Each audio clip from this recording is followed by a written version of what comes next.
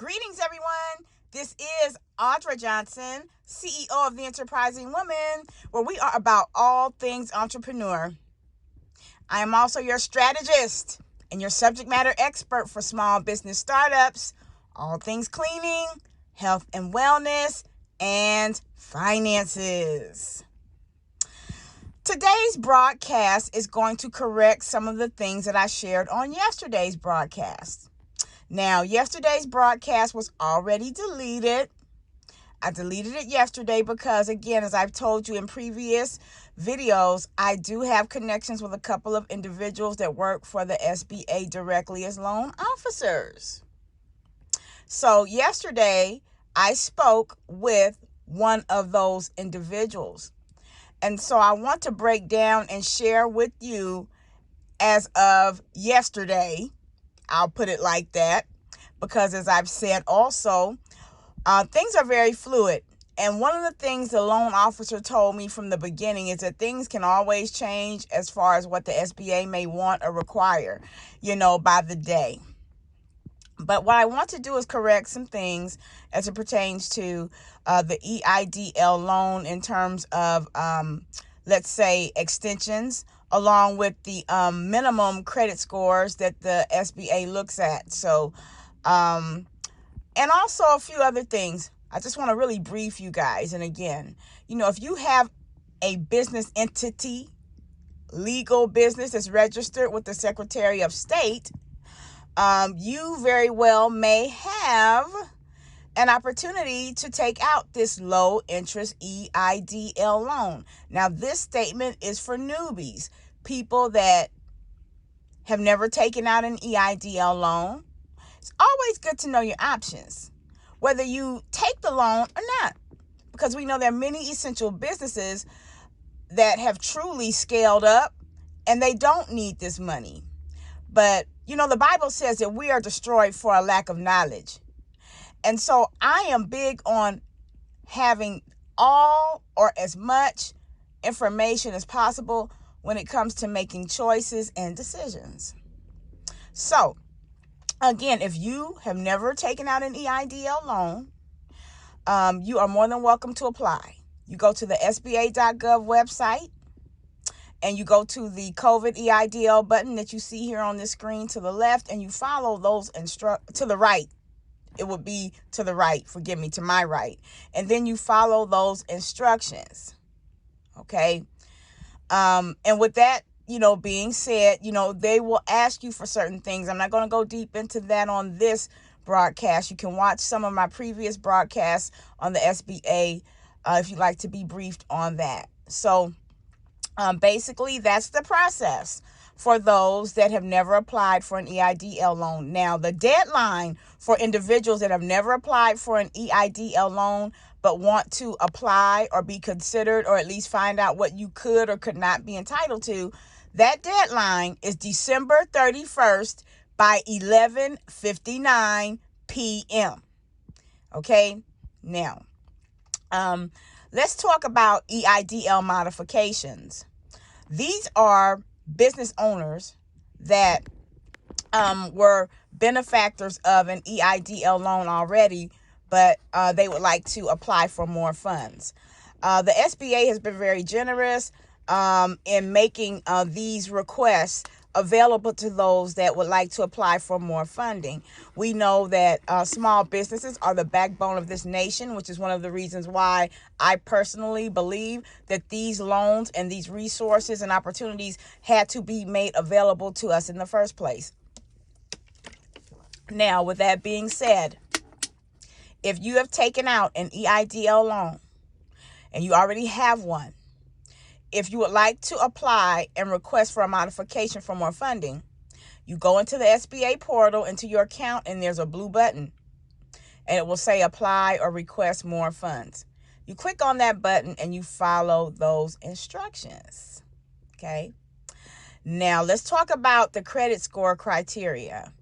Last year when the SBA started doing these EIDL loans, they required a minimum credit score of 525. And since that, their credit score requirement has increased According to the loan officer that I spoke with yesterday, they said the minimum credit score required in order to, let's say, be considered for an EIDL loan or even an EIDL modification is 575. Okay. So those are the requirements. And like anything else, you go through the process and the steps. Now, I also want to speak about a couple of other things that are part of the process for those that have already taken out an EIDL loan, those that are in, let's say, the modification category. For some, because it's all based on business entity. For some, you may be required to complete a resolution document. And the resolution document is basically, in a nutshell, and I'm being very layman when I break this down. I'm explaining it in very layman terms. The resolution document is basically a form where you're confirming to the SBA that you have not filed for bankruptcy and that you're not in the bankruptcy process during the time that you're applying for this modification, okay? And I am not 100% sure if they're even asking new applicants that want to apply for an EIDL loan to complete the form. But if you're asked to complete this form, make sure you complete it. If you need help, call the SBA. And, a loan officer should be able to walk you through the document. Or you can always surf the internet, use Google, make it your best friend and see if you can find information, because it's filled out based on the business entity that you own. So for an LLC, it would be different than a corporation, but it's not complicated. So don't let what I'm telling you make you feel like it's complicated. And then there's another document that individuals were not necessarily required to complete in the beginning, of course, of the EIDL loans, because they were building the house and maintaining it at the same time. That's just kind of like a really, a really somewhat of a jokey way of saying that, this program last year, they were operating it and building it at the same time. So this document is 4056 letter T. That's another document you may be required to submit. And it's basically a document where you are giving the SBA your permission for them to go into the IRS portal and pull your taxes. Now, why do they want to do that? They want to do that because of all the scammers that came out of the woodwork, you guys, making up bogus tax reports, making up bogus EIN numbers. But again, I don't want to digress. I don't want to go into another subject, but long story short, the SBA, they want to have the ability to go in and either request your taxes from the Internal Revenue or go into the portal themselves and generate it, okay? Now, you can still attach and send your own taxes if you are required or if you receive a request to submit that document, but they're basically going to go by that document. And here's one thing that's major and important. If you are required to submit the 4056T document, the address on that document that you list, it must be identical to the address on your tax return. And I mean identical to the T. Someone actually was in that process, and on their taxes, they had, of course, their full address with the regular 5-digit zip code. But when they completed the 4056T document, they, put the entire zip code, the whole 9 digits, where you put the dash after the 5 digits and the additional 4 numbers. And because they did that, their request was denied. It was declined. So, they're in the process of completing that, because what usually will happen when you are in the modification stages or even the initial first-time stages, your case will be assigned to a loan officer. And when that case is assigned to that loan officer, They're going to look at everything, but they're just uploading documents, you guys. They're just uploading, and so they have these, artificial intelligence machines, and all their job is to make sure that everything is, symmetric, that everything's lining up.